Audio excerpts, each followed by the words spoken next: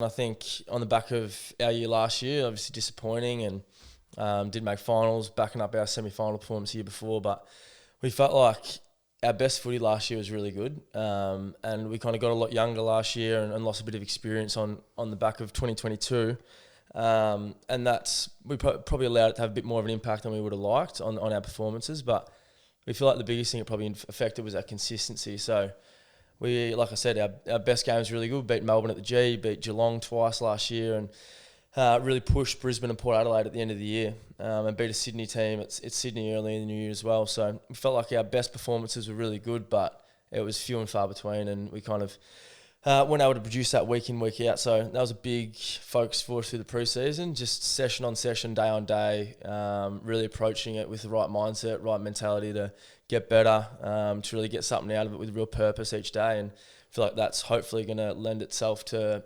consistent performances in season and consistent games. So, on the back of last year, we've kind of been challenged a fair bit from the external media in the world and written off, and that's fine by us. We're happy to kind of keep flying under the radar. We feel like we've had a great pre-season, and not many people have been there watching us in the pre-season, not many kind of journos or anything, so we're happy to kind of just fly under the radar and keep going about our business and hopefully keep playing our footy, because that's what we can do, that's what we can control. We can't control what other people think of us and where they have us in their predicted ladders and stuff. All we can do is go out there and perform. So started well, but yeah, like I said, another challenge tomorrow. Yeah, and we'll get into that game and what the record you broke, which is unbelievable. But before we get there, the pre-season, I think that there was an article, Fremantle.com, the media team, they wrote about it being the biggest pre-season the club has had.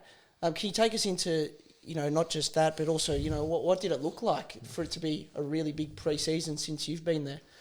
Yeah, I think over the last few years we've had Phil Merriman come in as our high performance manager, and he came from Melbourne about 4 years ago, and he's kind of built his program into what it is now, and his philosophy is very much around high speed run, and making sure we're really exposed to high speed running rather than just kind of accumulating load across the pre-season, and as a real performance measure, but also as a protective injury measure as well. And it's not an exact science, obviously. With injuries, you can get unlucky, but as much as we can kind of push the needle that way as we can, and that's what his biggest metric is on our high speed and sprint running, our high, being exposed to that as much as we can. So when we talk about our biggest preseason, it's probably been on the back of that. We've kind of pushed that envelope a little bit more, and not through doing more sets of running and more kilometres and stuff. It's probably been more the quality over quantity. So when we're doing reps, guys are fitter and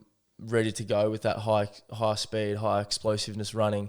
So we can kind of push that in what we're doing in football drills and in our running drills. And if you look at kind of what we've done in the gym space as well, I think it was reported something like 100 personal bests and 31 guys hit PBs. And we've got guys like Jago O'Meara, who's one of the most chiseled athletes in the AFL, and he's hit 2 or 3 PBs this year in the gym as well, and he's really improved himself physically when he's 30 now as well. So if we got guys doing that at the age of 30, and then we got the guys 18, 19, 20, guys like Neil Erasmus, Matthew Johnson, setting the world alight in terms of getting better, setting 5, 6, 7 PBs throughout a pre-season in the gym, naturally you're going to get better as individuals, and if we can do that across the board, our team's going to get better as well. So I feel like there was probably a shift not a shift, but a real focus on the mindset, like I said, each day to get the most out of every session, not kind of letting any sessions, whether that's a gym session, whether that's a jiu-jitsu wrestling session, whether that's